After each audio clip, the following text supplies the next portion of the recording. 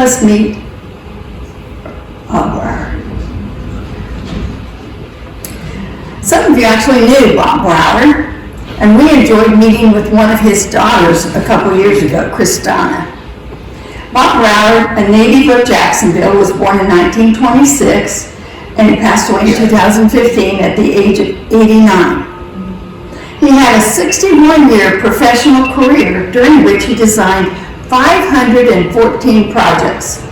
And if you're a number nerd like I am, that's an average of 8.5 every year. Some of his signature buildings: first, Wesley Manor Retirement Village, started in 1960. A lot of you probably know the Unitarian Universalist Church, pretty famous building of Bob Broward, 1965. All the way down, I know one of our residents worked at the Toyota Deerfield Beach building, and then finally his own riverfront home in St. Nicholas, 1993. So like I said, there was 514, but these are some of the more well-known. He was an inspiring man and called one of our regional treasures. He left a great legacy of organic architecture. He grew up playing in the woods around here. He loved the trees, and you can see how this is an aerial shot of our campus. You can hardly see the campus because of the trees. It's beautiful. He loved the trees. He learned about Florida's snakes, raccoons, squirrels, alligators, large black bass, and he made trails through virgin woods that are now skyscrapers looming. He could not remember a time when he didn't want to be an architect.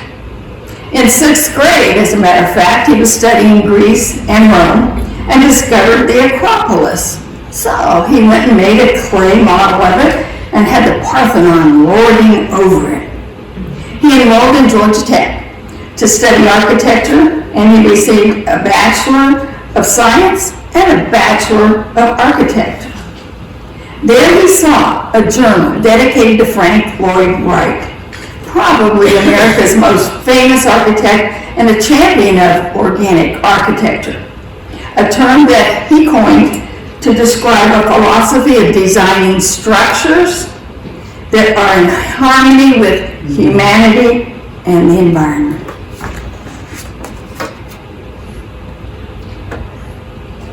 Mr. Broward wrote to Mr. Wright and became his student. He served apprenticeships at both of Frank Lloyd Wright's compounds, Taliesin East in Wisconsin and Taliesin West in Arizona. Mr. Broward also spent a summer working under Frank Lloyd Wright on the construction of Florida Southern College in Lakeland. This is the largest single-site complex of Frank Lloyd Wright buildings in the world. And Bob learned there how to build, allowing for the Florida climate, using these long esplanades to cover and connect buildings and campus, skylights, wood, fountains, glass, light, and other unique architectural concepts that we see here. Bob moved back to Jacksonville and began building a home for himself in the woods of northwest St. Johns County, an area called Switzerland. He would live there for about 4 decades, gradually expanding what had begun as little more than a cabin into a home for his wives and 2 children. Not wives at one time, just over the course of the years. That sounded a little weird. It had no central heat or air, but its design made it comfortable during most of the year, though it could get a bit cold at night in the winter, he said, and he cooked with an electric blanket, like somebody else I knew. He could be picky about his clients. He walked away from a 1963 project to build an elementary school in Mayport because he couldn't abide the interference from school board members. It was said he marched to the beat of a different drummer. However, Mr. Broward accepted a client. Getting to really know that client was part of his process.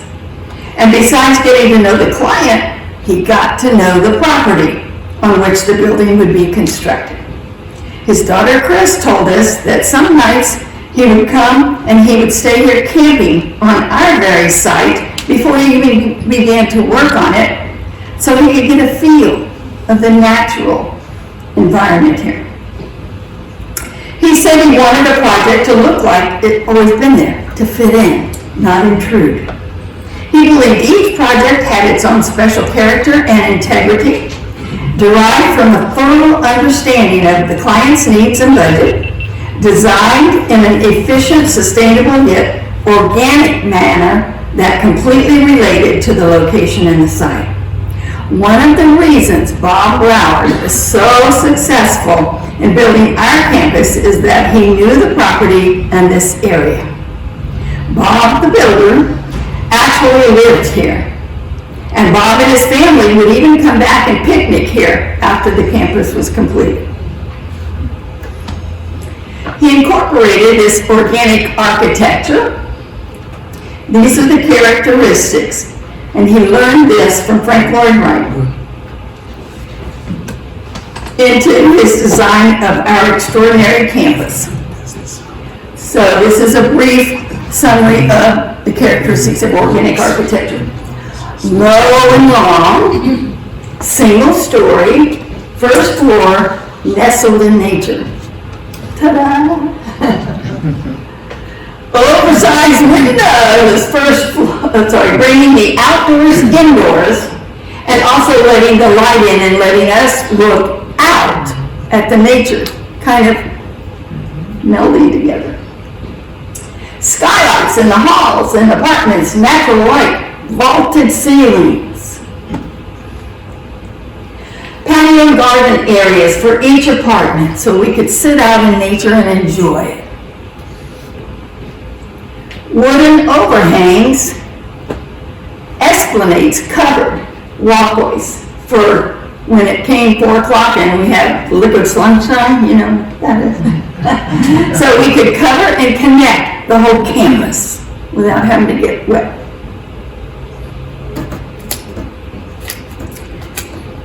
This shows you some of those characteristics, the low, long, and the repeat.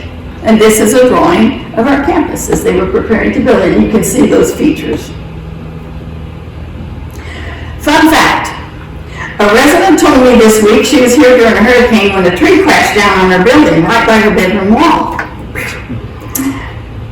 She had a Jesus on her dresser in her bedroom, and Jesus didn't even move.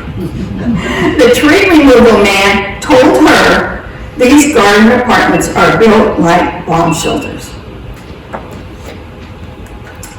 So this amazing place, this is a news release in the newspaper about winning the Federal Housing Administration's award, FHA award. Bob Broward's superior design for this campus was praised as one of the most thoughtfully designed retirement communities in America. Can I get an amen?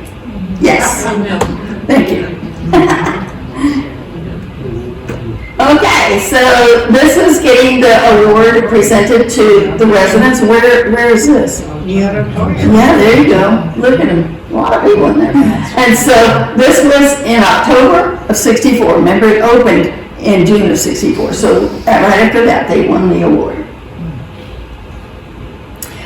Wesley Manor won one of two in the whole nation awards for housing for the elderly category with the FHA, and one of only 9 total awards in all categories, 9 out of 200 that were submitted. Wow. In its comments about Wesley Manor, the committee said its interesting thing about creative quality in these design areas is that it's carried through in every detail, well planned, thought out. The architecture is very good. The selection and use of materials is excellent for matching the location. The architect created an environment specifically for elderly people. Orientation of rooms towards the water is nice, and landscaping is high quality. So our campus was awarded a very prestigious honor. Besides his work as an architect, Mr. Broward was an adjunct professor of design at the University of Florida. He was an artist and he was a writer. In addition to Mr. Broward's inclusion as a fellow of the American Institute of Architecture, his profession's highest honor. He received dozens of other awards. In 1989, the Florida Association of American Institute of Architects gave him the award Honor Design because of his lifetime achievement. Remember, 514 projects. In 2012, he was inducted also into the Florida Artists Hall of Fame. Back in 1944, Bob graduated from Landon High School, and he began to train flying B-17s with the Air Force, and he did that for 7 years. He inherited, along the way, a stack of family letters recording life in the Broward family in the first 6 decades of the 19th century. The 85-year-old Broward said he worked on the book sporadically over all those years, but he began to seriously work on it about 2003. In 2011, the Historical Society published The Broward Family from France to Florida, 1764 to 2011, the book Bob first envisioned almost 7 decades before. Now let's mosey on down to the beginnings of Wesley Manor. Actually, though, the first shovel in the ground is not really the beginning of Wesley Manor. Much has gone on in the years prior to get to this point. A couple of years ago, we requested and were allowed to spend a fascinating day in the Gainesville U of F Archive Library. The archive librarian had pulled all the Robert Broward documents for his project number 6011 for us to review. And you can see there are tubes of drawings and blueprints and the boxes of slides. Remember when we took slides and pictures? And then all these boxes were more papers, letters, documents, permits, and things. So they pulled all of this out for us to go over, and it was amazing. And he numbered his projects according to the year and the project number in that year. So you can see we were number 11 in 1960. So here is going a little further in the beginning. The loan was approved, and it is signed, sealed, and delivered there. $5.2 million FHA loan approved to build Wesley Manor. Today it would be about $50 million. Roughly speaking, about 10 times the value. And so once the loan came in, then they could really get going. The groundbreaking ceremony was January 27th of 1963. Ta-da! And then they had the consecration a year later when it was done and people moved in, June of 1964. So they broke ground January 63, completed the whole campus June of 64. So 1 year and 5 months. Part of the reason that was so swift, he will talk about. But besides the buildings, remember, you still got all the inside, the electrical and the furnishing and the plumbing and the lighting and everything. So it was still pretty amazing. They got this whole campus built in under a year and a half. So let's saunter. I hear a comment from the peanut gallery back there.